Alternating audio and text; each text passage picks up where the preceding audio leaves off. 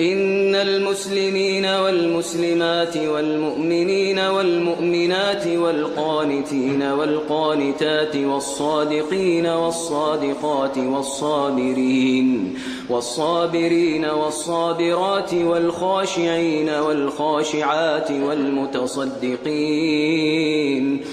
والمتصدقين والمتصدقات والصائمين والصائمات والحافظين فروجهم والحافظات والذاكرين الله